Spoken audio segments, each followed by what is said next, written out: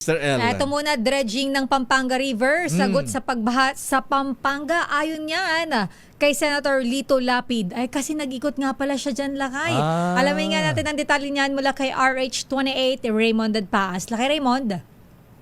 Elaine, Mayor iminungkahi ni Senador Lito Lapid na isagawa na sa lalong madaling panahon ang dredging ng mga ilog sa Pampanga. Ito ang nakikita ng Senador na sagot sa matinding pagbaha na nararanasan sa kanilang lalawigan. Sabi ni Lapid, sa ngayon ay nagsisilbing catch basin ng Pampanga, Bulacan at bahagi ng Nueva Ecija kapag nagpakawala ng tubig ang mga dam. Dahil masyadong silted ang mga ilog, ay nagbabackflow ang tubig mula sa Manila Bay na nagdudulot ng matinding pagbaha. Si Lapid ay naghatid ng tulong sa kanyang mga kabalen sa Sasmuan at Guago, Pampanga kahapon na una nang nakatiran ng tulong ang mga taga-Minalin, Macabebe, Masantol at Candaba.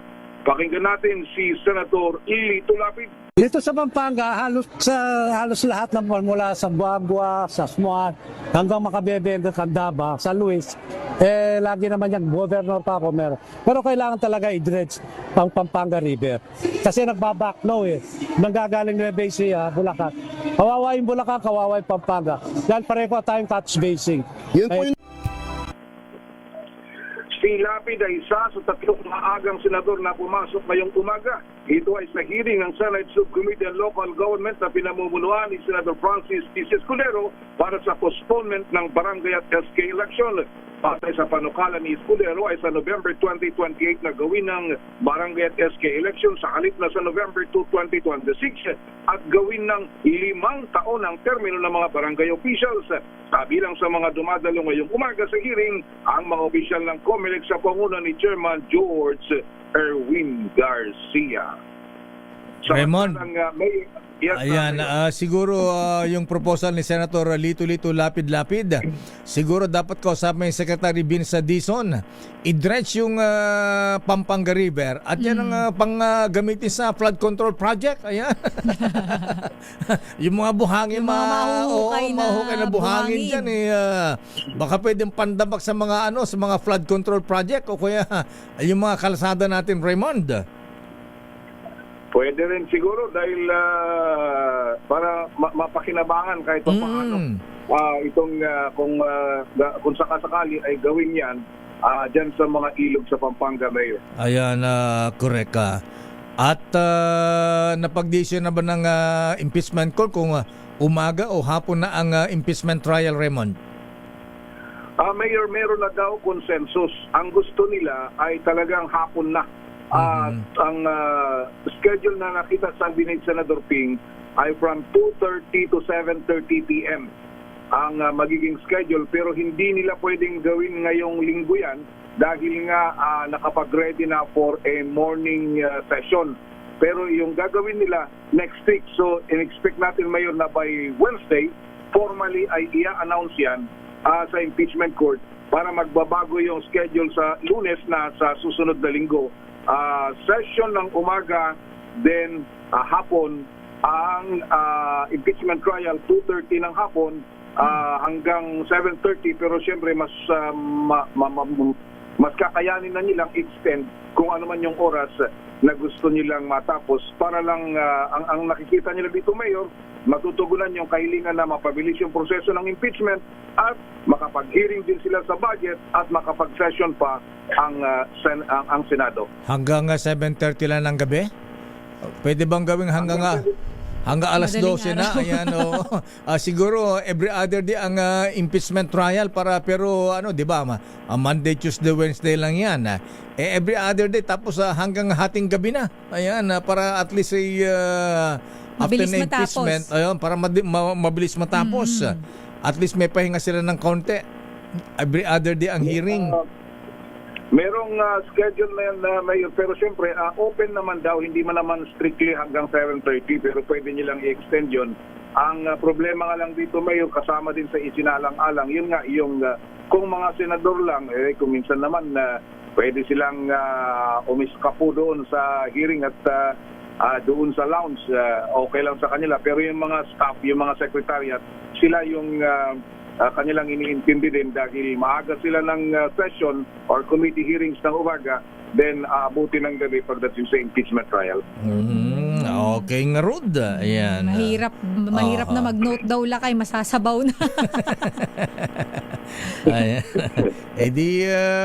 Kung problema nila ang kape, sabi ni Kuya nga Jong Francisco, sagot mo ko na ang kape nila, sagutan ng coffee drop. Ayan. Para hindi antukin ang mga senator judges at mga staff. Pwede rin siguro, pero dito may mga overflowing coffee na, Mayor, na pinauso na dito at kahit kami dito mayroon ng pinauso. Nakita ko may latag pa dito ng catering. Baka kay Tito Sen po, kay Tito Sen. Ganun ba yan? Tama-tama, birthday pala Birthday niya naman ngayon niya eh. ngayon eh, Oo, oo. kaya pala. Oo. Pa-birthday rin ni Senator Tito Sen yan. Oo. Bukas daw, Senator Kiko. Bukas daw naman. Alternate sila. Para daw may pagkain araw-araw. Oo nga, at wag na yung wag na yung yung naging controversial na kape noong araw, Figaro. Ayan. Di ba? Ba't ba naging issue yung kape noong na Figaro dyan sa Senate, Raymond? Ayan, naalala mo ba yun? Ayan, mukhang... Hindi ko na inabot yun, Mayor. Kasi yung niluluto sa malaking, malakihang lutuan na ang naabot ko eh. Kaya, Barako naman yun eh, Barako. Ayan. pero meron pa rin naman, pero iba na yung nasa lounge, hindi na yung Figaro. Ganon. Iba na yan. Di para may iba naman, para hindi kayo magsawa, Jim's Coffee na lang. para instant lang yan, para mabilis. Ayan. Okay. Kasi, nga dito, dati nung nandito pa Sino? Kaya mo yan. Nandito pa si Senador Coco, ay merong overflowing na may nagtitimpla doon sa kanya, may barista talaga doon sa opisina niya. Talaga ha? Ayan. Ba't di kaya ni Senator Win Gatchalian yan? Lechon daw kay Senator Win. Ang bira naman, dapat sagutan ng Senate President ng mga pakapi-kapi dyan. Ang bira naman. Noong panahon naman ni Senator Coco kasi ay yung courtesy ni Mrs. Kat, Mrs. Pimentel. Ganun ba?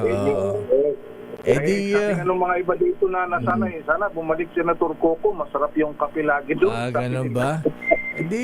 Tokahan natin si Bossing William Gatchalian. Kapit siya kalechon. Okay nga Rod. Sige Raymond, teka muna, sino isasalang na witness ngayon? Si Acosta pa rin ba?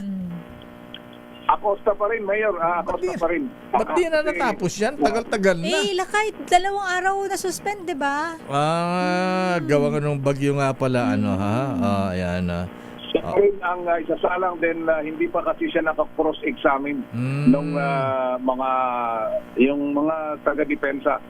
Hopefully baka matapos ngayon para gumulong naman na sa ibang testigo, Mayor. Ang nakapila ay si dating SDO ng DepEd, si dating Yusek o ASEC ba yun, o Yusek Edward Fajarda. Ayan. Okay, sige, abangan natin yan. Sana bilis-bilisan na. Kakaumay na. Bored na kami. Laki pang gastos. Ayan, Ayan na nga, ay medyo marami na rin naiitot.